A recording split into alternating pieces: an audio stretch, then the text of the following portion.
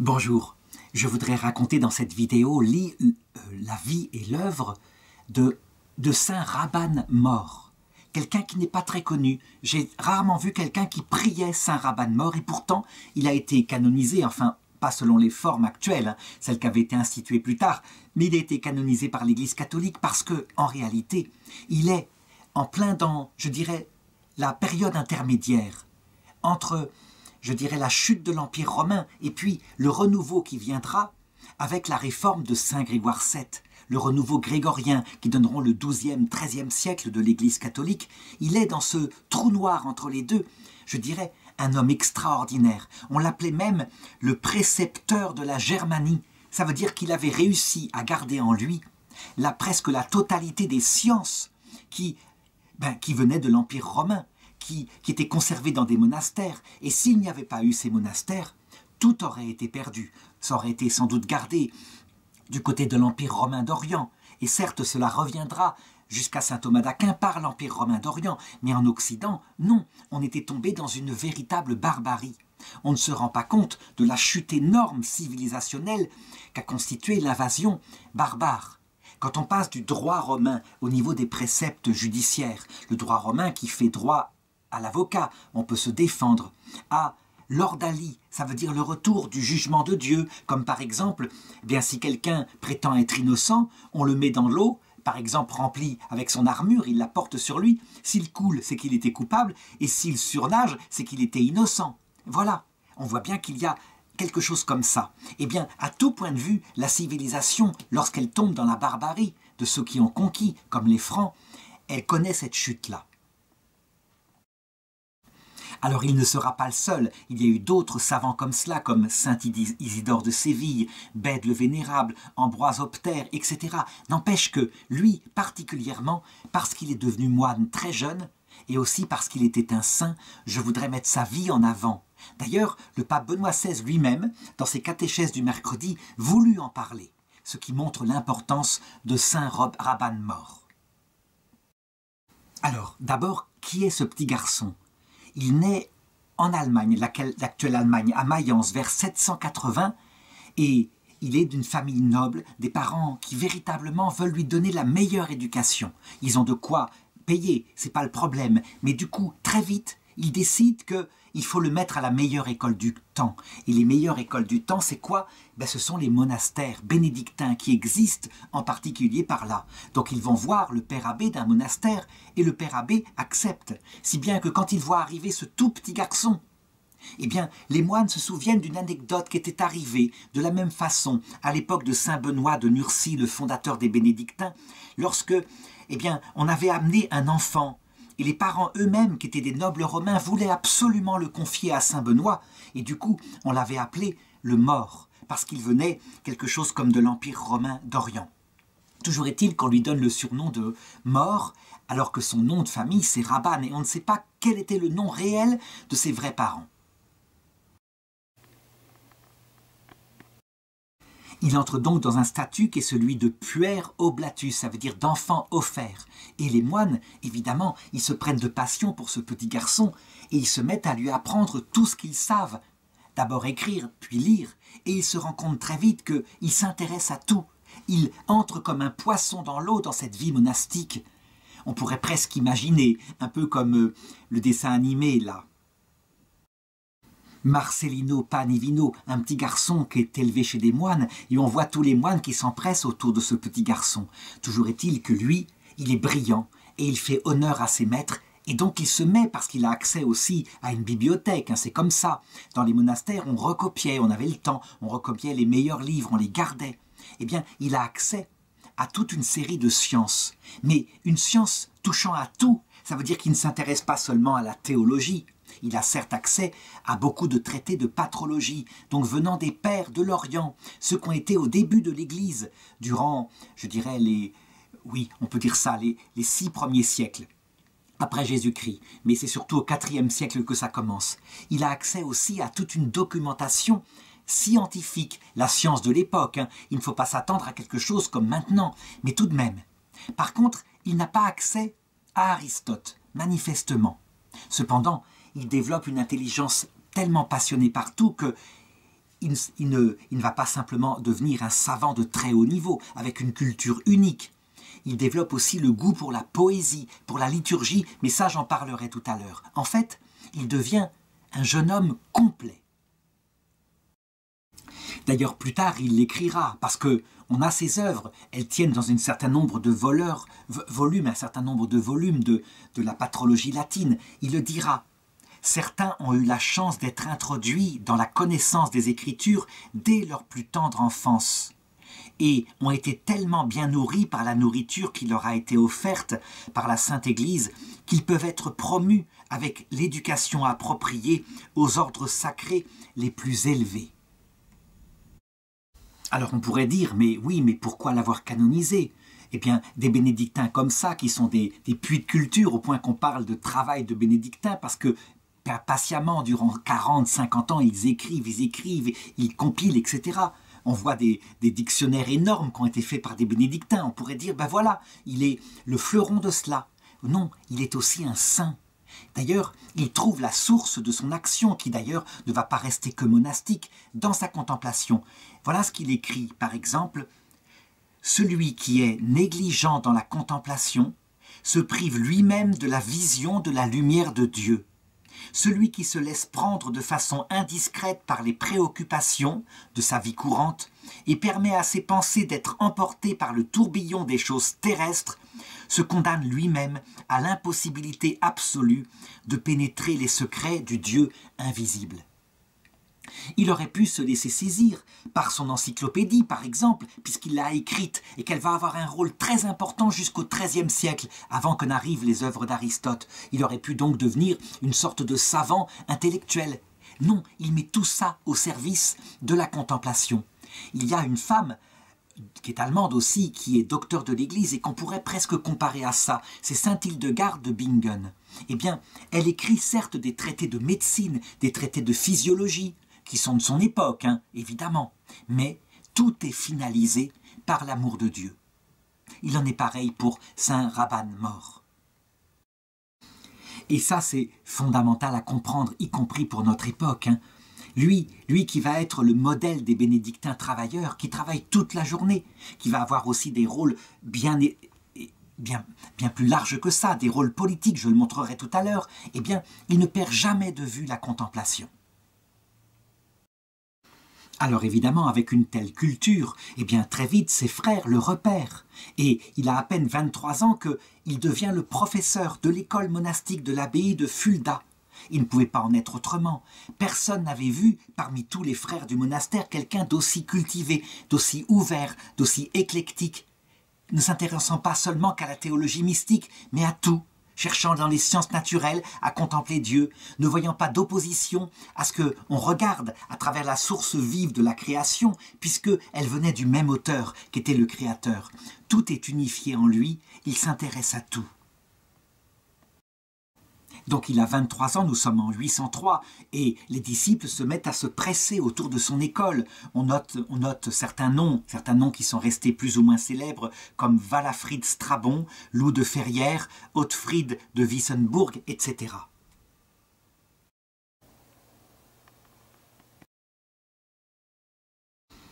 Et c'est là, à cette période-là, qu'il commence à mettre par écrit tout ce qu'il enseigne et qu'il commence à, je dirais, à accumuler les volumes de la science qui peuvent être ensuite recopiés, donnés à d'autres monastères et donc se répandre dans toute la Germanie d'abord. Toujours est-il que 11 ans plus tard, évidemment, les frères se disent « il ne peut y avoir qu'un seul père abbé pour l'abbaye de Fulda, c'est lui » et donc d'abord, il obtient la prêtrise en 814, donc à 34 ans, et puis il est élu abbé de Fulda en 822, donc à 42 ans. Très souvent, ceux qui sont des intellectuels, qui savent bien analyser le monde, sont rarement des hommes d'action. Il est rare que les deux qualités soient présentes dans un seul être. Et bien chez lui, bien au contraire, on va voir l'action accompagner la contemplation. Par exemple, sous son abbatiat, eh bien, on voit que les travaux de l'abbaye sont terminés. Il y a les bâtiments qui sont agrandis parce que de nouveaux moines sont arrivés, ils sont décorés et Il y fait mettre de riches mosaïques, des tapisseries, des reliquaires qui sont fabriqués par les propres mains des moines et des étudiants qui viennent là. Ça veut dire qu'il a le goût pour la beauté. Il ne veut pas que son abbaye soit simplement des murs nus. Il veut que dedans, la gloire de Dieu s'exprime par ce qui est œuvre d'art.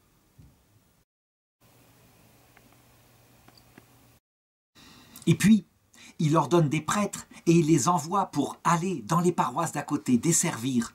On pourrait se dire, mais d'où vient cet éclectisme? Il faut donc comprendre la personnalité de Rabban Mor en regardant ses écrits. Eh bien, ce qui est frappant dans ses écrits, c'est qu'il est tout. Il est tout. Il est d'abord un savant universel. Et donc, je voudrais parler de ses œuvres, mais en les développant. Donc, la philosophie, l'exégèse, la poésie, la théologie.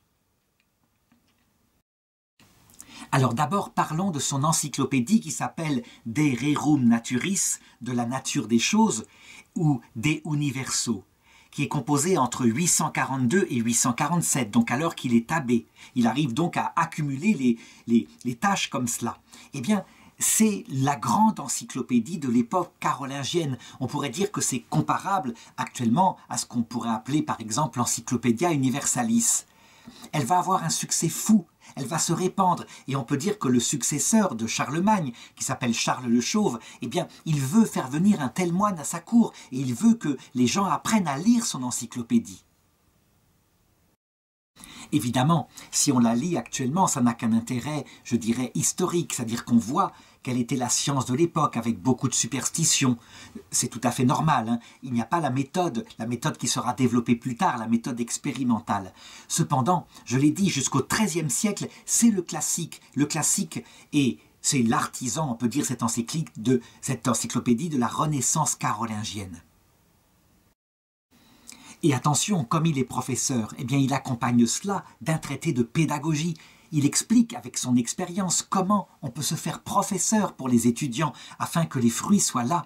Et comme il y a aussi des enfants que les familles, à son exemple, de ce qu'il a vécu dans sa jeunesse, sont mis dans les monastères, eh bien il établit un traité de grammaire afin qu'on puisse apprendre aux enfants les lettres, qui leur serviront ensuite de base pour savoir se former en philosophie.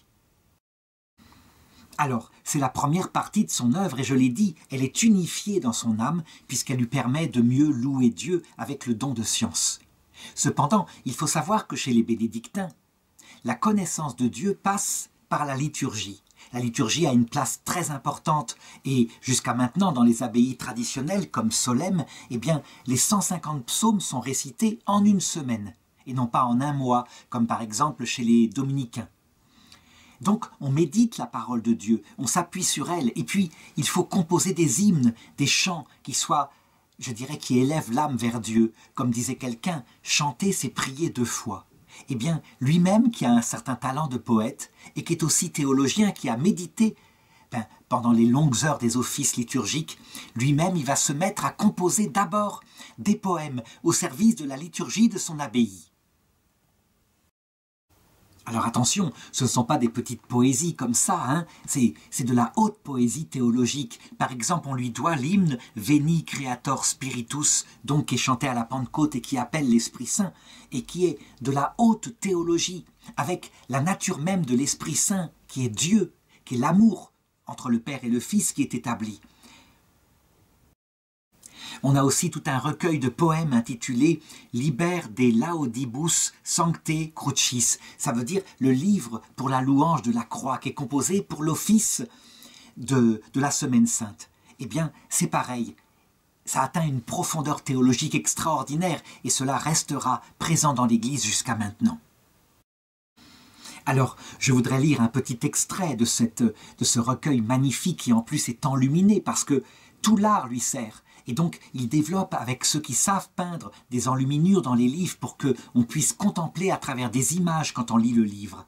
Il dit ceci: « Voici l'image du Sauveur qui, par la position de ses membres, rend sainte pour nous et très salubre, très douce, la très aimée forme de la croix, afin qu'en croyant en son nom et en obéissant à ses commandements, nous puissions obéir et obtenir la vie éternelle grâce à sa passion. Chaque fois que nous élevons notre regard vers la croix, rappelons-nous donc celui qui souffrit pour nous, afin de nous arracher au pouvoir des ténèbres, en acceptant la mort pour nous faire héritiers de la vie éternelle. On peut donc dire qu'en Occident, on doit à Rabban Mor cette méthode qu'on verra se développer de manière extraordinaire jusque dans les cathédrales, à travers les vitraux, cette manière qui se sert de tout ce qu'il peut pour développer la connaissance de Dieu. Donc toutes les formes d'art, la statue, l'image, la poésie, le chant, etc. Ça aura un succès extraordinaire. Hein. On a souvent critiqué le Moyen-Âge en disant « Oui, mais tout était au service de Dieu et c'est l'époque des Lumières qui a rétabli l'art profane au service simplement de la beauté de l'homme. » Oui, on peut le dire, Rabban Mor, et ça vient aussi d'Orient, il est quelqu'un qui est entièrement chrétien. Tout est ordonné au salut et à l'amour de Jésus-Christ. Et justement, eh bien, l'art suprême, je dirais à cette époque-là, c'est la liturgie.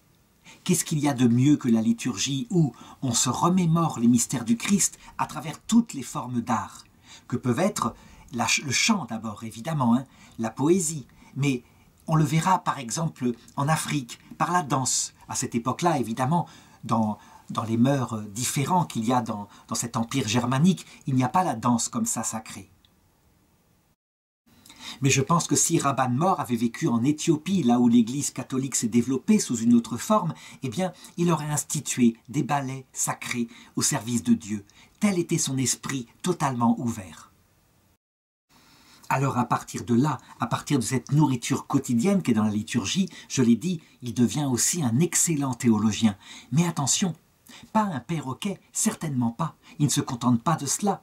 Il se sert évidemment de toutes les sources qui sont disponibles là dans son monastère. Je parle des sources écrites, comme par exemple l'écriture sainte, mais aussi les commentaires des pères de l'Église, tous ceux qui sont à sa disposition, qui ne sont évidemment pas aussi nombreux que nous avons maintenant, par exemple dans Sources chrétiennes éditées par les éditions du Cerf. Mais tout de même, il y a une grande richesse. Et donc, il les prend, il les met en ordre avec intelligence, et surtout, il apprend à ses élèves à se servir de leur intelligence. Ça veut dire que quand lui, il donne un enseignement, il dit « Regardez bien, je n'ai pas tout dit, il y a tellement de sens profond, et donc servez-vous absolument de votre intelligence pour devenir vous-même des sources de connaissances. Il n'y a pas de raison. » Par exemple, on a à un moment donné une lettre qu'il écrit à un corévêque du diocèse de Mayence qui lui avait demandé des éclaircissements au sujet du comportement à adopter dans l'exercice de la pastorale sur le peuple de Dieu.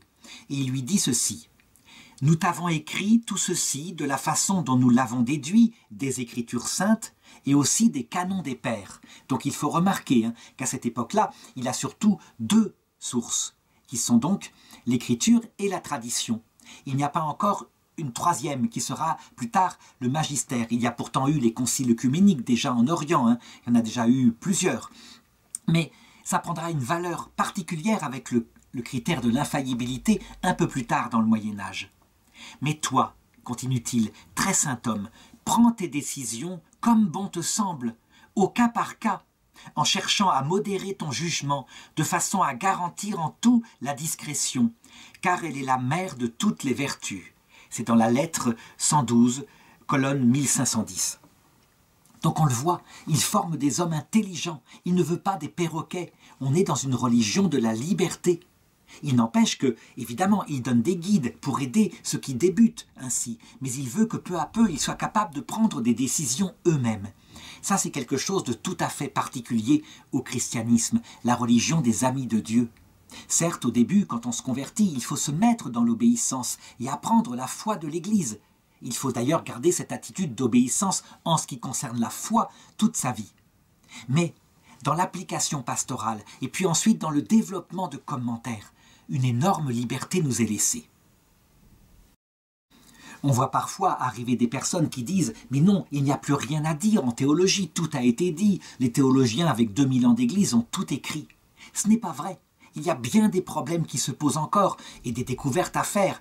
Je voudrais parler simplement d'une découverte magnifique qui a été faite au XXe siècle et qui a été bloquée au Moyen-Âge. La question de l'humilité de Dieu. Pourquoi? Parce qu'au Moyen-Âge, saint Thomas d'Aquin a dit « Il ne peut pas y avoir en Dieu une qualité qui implique un abaissement. Dieu est le très grand. » Et il a fallu le XXe siècle pour comprendre qu'en fait, quand le Père exalte le Fils au-dessus de lui, ça revient au même. Il ne s'abaisse pas, il exalte l'autre, et le Fils exalte le Père au-dessus de lui. Donc il y a bien dans la Trinité quelque chose qui s'appelle une kénose, quand on met l'autre au-dessus de soi, sans avoir besoin de passer par un abaissement.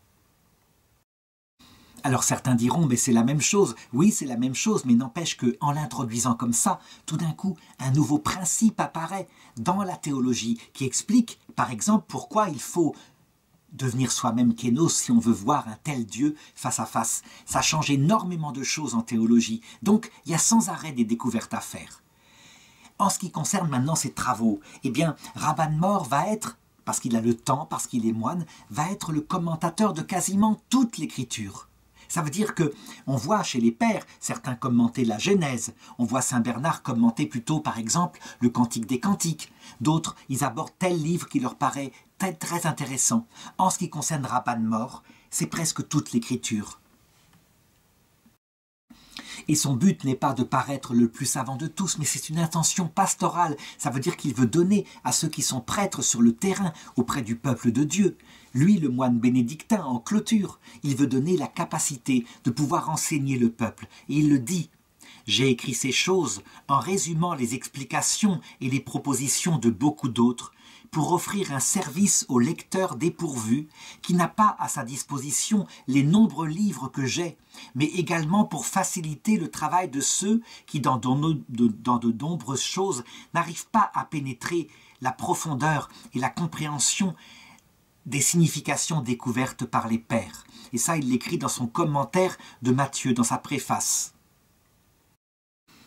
Donc quand je dis que c'est un homme complet, je pourrais le dire pour son âme, tourné vers Dieu en perpétuité, mais dans son amour pour le prochain. Ça veut dire que son amour pour Dieu ne se tourne pas simplement vers ses moines, mais vers tout le peuple qui l'entoure, le peuple de Germanie.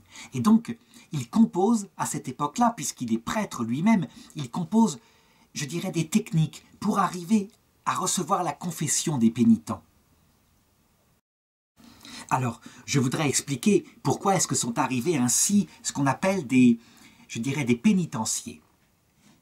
Nous avons une doctrine universelle. Par exemple, elle dit que le mensonge est toujours un mal. Toujours un mal par soi, parce que le mensonge, eh bien, c'est le fait de bafouer la vérité. Cependant, dans les cas particuliers maintenant, et c'est une deuxième approche, la vie concrète des gens avec toutes les circonstances de temps et de lieu, eh bien, il y a, même si le mensonge est toujours un mal, il n'y a pas toujours dans le mensonge un péché. Et parfois, au contraire, il y a un péché mortel. Voilà comment il donne des cas pour distinguer les choses. Si par exemple je mens dans le but de casser la réputation de quelqu'un, de casser son honneur, que je porte un faux témoignage de cette façon-là pour le faire condamner par haine envers mon ennemi, je commets évidemment un péché mortel, je perds la confiance en Dieu, parce que Dieu aime le prochain. Et donc dans ce cas-là, quand quelqu'un se confesse de cela, eh bien Rabban Mor, il précise ce que c'est, donc il permet de discerner la gravité du péché, et ensuite les peines, c'est-à-dire les pénitences qui doivent accompagner l'absolution d'un tel péché grave. Comment est-ce qu'il faut réparer, etc. Parfois, le mensonge, c'est simplement un mensonge, je dirais, mondain, du style « on ne veut pas aller à une réunion, elle nous embête et on trouve une excuse ». Quand on se confesse de cela, Rabban Mor dit « Attention, c'est pas de la même espèce que le péché précédent, c'est un péché véniel, c'est pas bien grave, mais tout de même, il ne faut pas s'habituer à ça, parce qu'à force de mentir tout le temps, on finirait par le devenir. » Et donc, il adapte la pénitence à ce péché, ce qui permet d'ailleurs aux pénitents de comprendre que tous les péchés n'ont pas la même valeur. Et puis parfois, lorsqu'on est dans une circonstance où on ne peut pas faire autrement que mentir, par exemple, quand on cache à un criminel que l'enfant qu'il veut tuer est caché sous, je dirais, dans une armoire particulière dans la maison. On lui cache, on lui ment, avec comme un arracheur de dents, pour pas qu'il puisse tuer cet enfant. Est-ce qu'il y a péché? Il dit bien sûr que non. On ne pouvait pas faire autrement. Et dans ce cas-là, il n'y a pas à se confesser du tout. Ce besoin, je dirais, d'apprendre à mettre sa conscience dans les cas particuliers comme ça, se fera entendre dans toute l'histoire de l'Église. Les jésuites reprendront la même chose, par exemple au XVIe siècle, avec ce qu'on appelle la casuistique. Ça veut dire qu'ils disent, regardez, dans tel cas, c'est tel péché, dans tel autre cas, c'est tel autre péché. Très vite, on laissera tomber, parce qu'il y a tellement de cas, des cas tellement nombreux, qu'on ne peut pas tout prévoir. Le pape François, quant à lui, qui est un jésuite, au XXIe siècle, finira par dire, écoutez, dans certains cas, comme par exemple des cas de divorce-remariage, eh bien, le prêtre doit être capable, parce qu'il considère qu'il n'y a pas eu péché, vu les circonstances absolument uniques que personne ne peut prévoir, eh bien, il aura l'autorisation de prendre la décision de donner l'absolution et de donner l'Eucharistie. Ça veut dire que le pape François, eh bien, il sort peut-être des pénitenciers de jadis ou de la casuistique pour plutôt donner une liberté à la conscience, éclairée évidemment par la doctrine universelle. Quelle est la meilleure méthode? J'en sais rien. Il faut peut-être un peu des deux, il faut en tout cas un entraînement par des pénitenciers, ça c'est tout à fait utile. Mais on voit la complexité que peut avoir le rôle de pasteur. Eh bien, Rabban Mor, il est en plein dedans et il en est conscient. Alors il y a ce domaine de la confession, de la pénitence, mais il y a aussi le domaine, je dirais, de l'enseignement de la foi, parce que tout cela, évidemment, vient de là. Et donc, il compose des œuvres comme de la discipline ecclésiastique ou de l'institution des clercs, dans lesquelles, en puisant chez saint Augustin, il explique aux personnes simples et au clergé de son diocèse les éléments fondamentaux de la foi chrétienne. En fait, ce sont de petits catéchismes, si on peut dire, très simples et adaptés à tous. Voilà pourquoi on peut à raison lui donner le titre de pédagogue de la Germanie. C'est un homme extraordinaire, vraiment. Et ça paraît peu de choses, mais si la Germanie, qui était chevelue, qui sortait de la barbarie elle aussi, est devenue un des peuples les plus cultivés du monde, eh bien, on le doit fondamentalement à ses précurseurs comme Rabban Mor. Alors évidemment, très vite, un homme aussi puissant, aussi cultivé, qui a une autorité par son intelligence, qui est réaliste jusque dans le concret, va attirer les autorités politiques du pays. Donc les princes de ce temps, et en particulier des princes germaniques comme Lothaire Ier, le prend comme conseiller politique, parce qu'il y a une lutte pour la succession dans l'empire carolingien. C'est un empire compliqué au niveau de la succession, puisqu'il n'y a pas de droit d'aînesse. Et donc, dès la mort de Charlemagne, ses fils se partagent l'empire. Et ensuite, ça devrait être pareil. Donc, il y a des guerres sans arrêt. Heureusement, à un moment donné, viendra le droit d'aînesse qui réformera tout cela. Eh bien, comme il y a une lutte avec Louis le Germanique, lui, il conseille Lothaire Ier, et il fait le mauvais choix. Ça, c'est le problème de la politique. Il s'avère que Lothaire Ier est battu, Louis le Germanique devient empereur, et donc, eh bien, il est exilé. En 840, à 60 ans, il est obligé de partir, puisqu'il a été dans le mauvais camp. Ça, c'est le problème de la politique. Est-ce qu'il s'en offusque? Il le prend bien, et il continue d'écrire ses œuvres. D'ailleurs, son exil va durer peu de temps. Comment pourrait-on punir un homme comme cela? Et donc, il se consacre à un traité sur l'ascétisme et il continue ses commentaires de l'écriture. Il est déporté à Petersberg, non loin de Fulda. Et finalement, eh bien, il se réconcilie avec Louis en 845, il a 65 ans.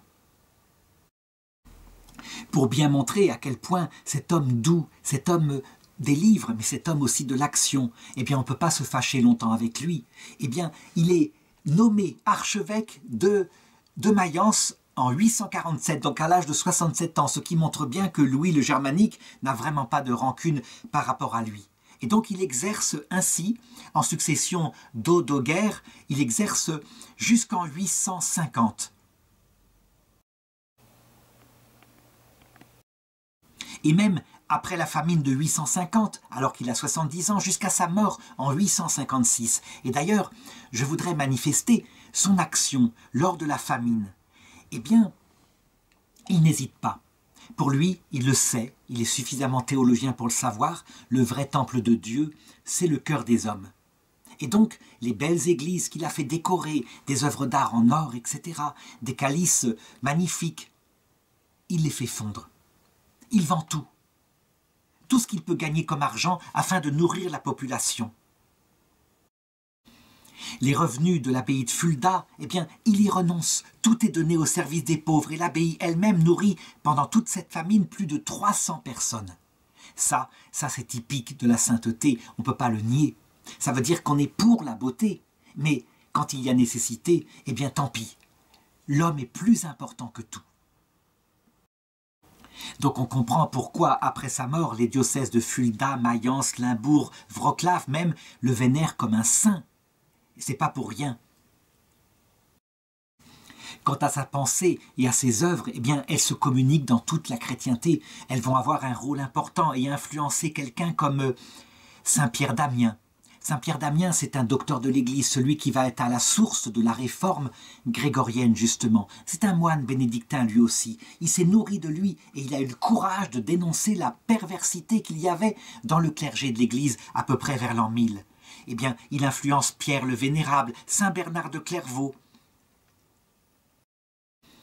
Nous, on ne sait plus quel est le rôle fondamental de Rabban Mor, parce que, tout simplement, on a oublié. On est monté sur des épaules de géants, et entre-temps sont apparus d'autres géants qui étaient plus précis. N'empêche que, sans lui, ce fondateur du Moyen-Âge, à la base de la réforme grégorienne, un petit peu avec Saint-Pierre d'Amiens, eh bien, on lui doit énormément. Il faut donc ne pas hésiter, parce qu'à mon avis, peu de gens le prient, à se confier à lui. Il doit avoir du temps au ciel, ainsi, pour nous aider, et particulièrement ceux qui font des études en théologie, afin qu'ils aient ce même esprit. Cet esprit qui est, je dirais, celui de l'Église catholique, qui sera canonisé en saint Thomas d'Aquin. Foi et raison doivent marcher ensemble comme deux affectionnés. Mais, je dirais, et c'est une autre façon de le formuler, philosophie qui nous fait connaître la réalité des choses, et théologie qui nous fait connaître par la révélation, doivent marcher ensemble comme deux affectionnés. On ne peut pas être un bon théologien si on n'a pas une longue et solide expérience de la réalité telle qu'on la voit. Voilà pourquoi, et jusqu'à maintenant, et ce n'est pas seulement dû à lui, eh bien, quand l'Église forme de futurs prêtres, elle leur demande d'abord de faire de la philosophie réaliste, pas des idéologies, non, la connaissance de l'être humain tel qu'il est, humblement, selon sa nature.